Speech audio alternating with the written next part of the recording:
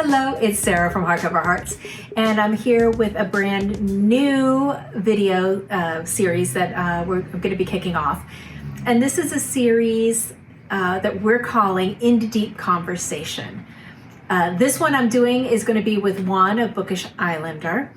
And the idea behind it is that we have been reading some kind of heady literary fiction that we feel has so much depth and richness that we want to have a conversation about it.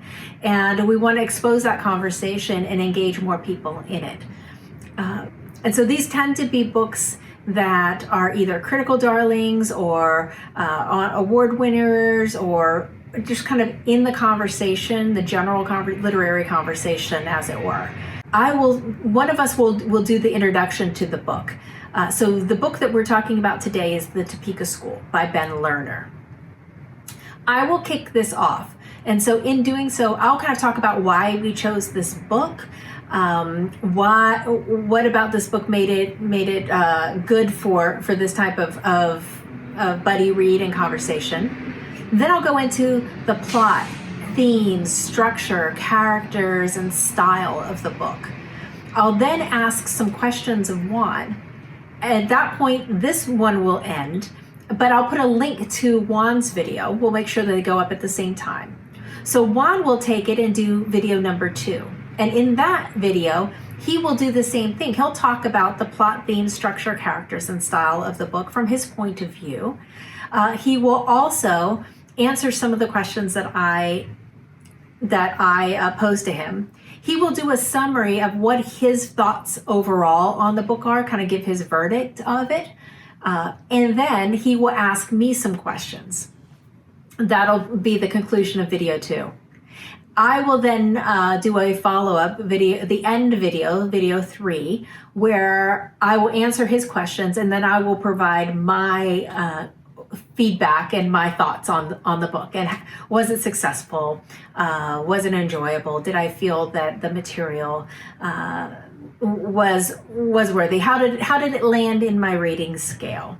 Right? So that's how it's going to be. We think this is going to be a great opportunity to go more in depth on some books that if you read it on your own, you would probably want to look around and say, who can I talk to this about? Who can I talk about this book with, right? And so hopefully this will be a place where you can come, and we're choosing books that have this kind of in-depth interest. We would love for conversations to happen in the comments, so please feel free to comment, whether you agree or disagree with our points of view. That would be very interesting to know.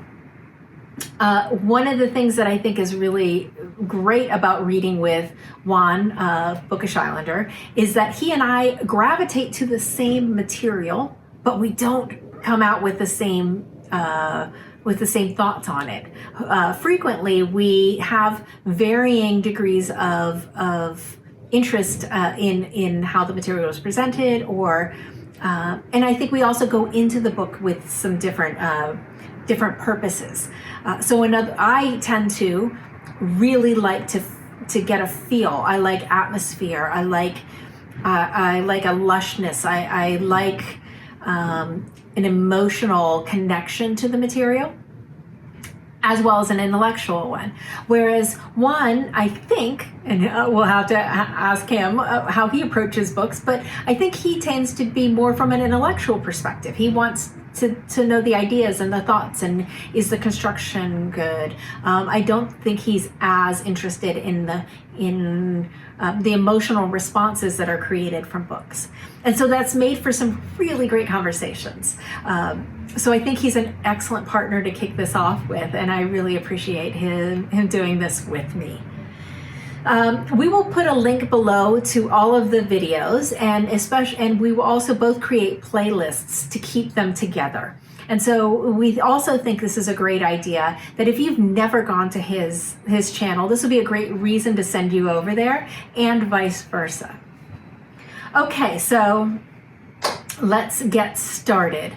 Oh, one last thing to say is the first two will go up very quickly. The third one will be a few days delayed because I'll need to see his response and then film mine and get it up there. So keep that in mind. But if you come back later, or if you're looking at this after it's already been put up, all those videos should be in existence, and again, the playlist will be there for you.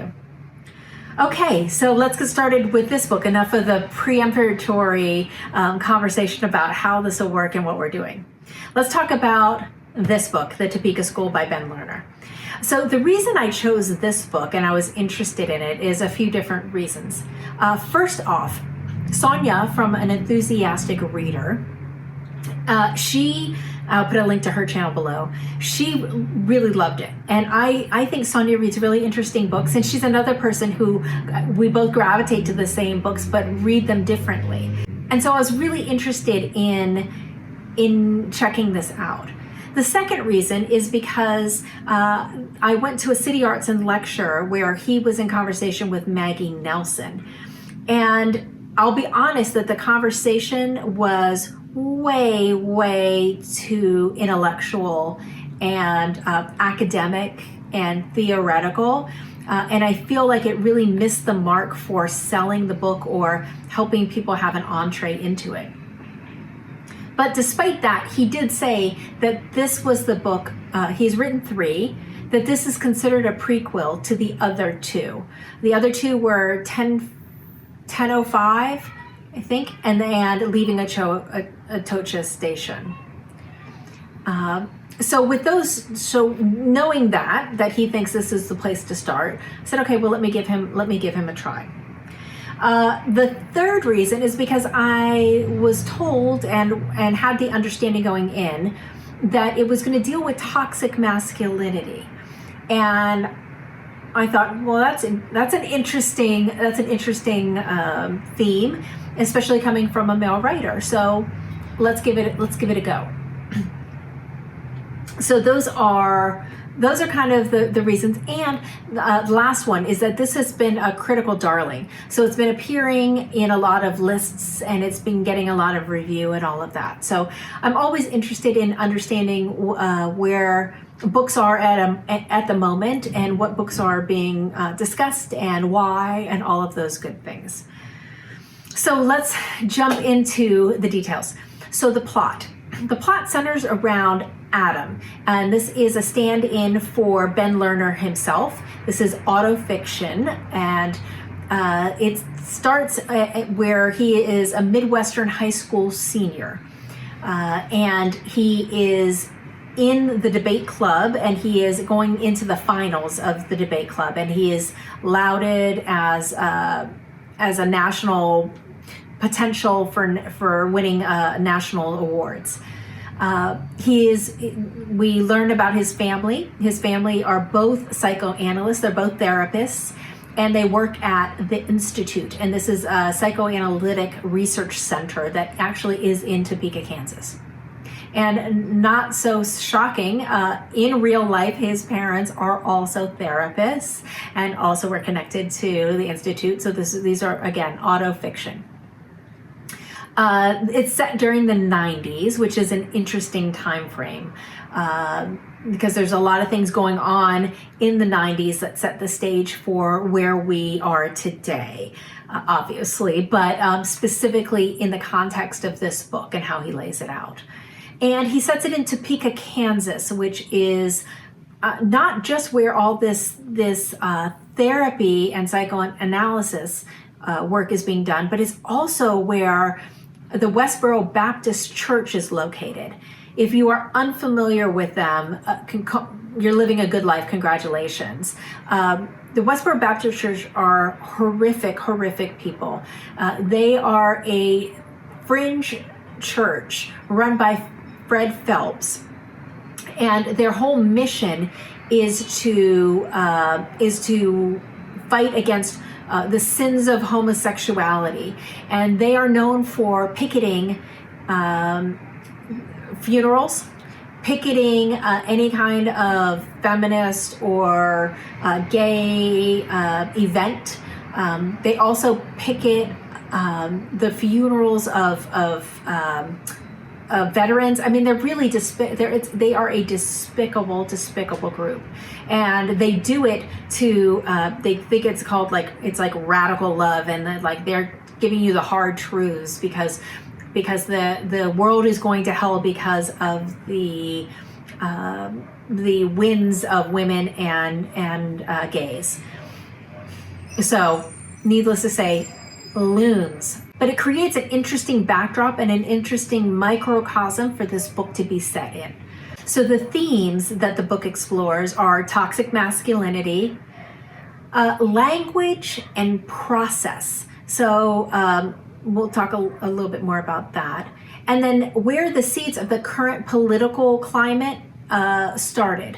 And so the rise of fake news and trolls, all of that is kind of found within the context of this book. The structure of the book is that the chapters are in rotating points of view from different characters. And they're like little vignettes, non-linear, depending on the character. So Adam has a very linear progression. But his father, Jonathan, as an example, you start at different places, you go back in time, give his backstory, move forward, so there's a bunch of jumping around.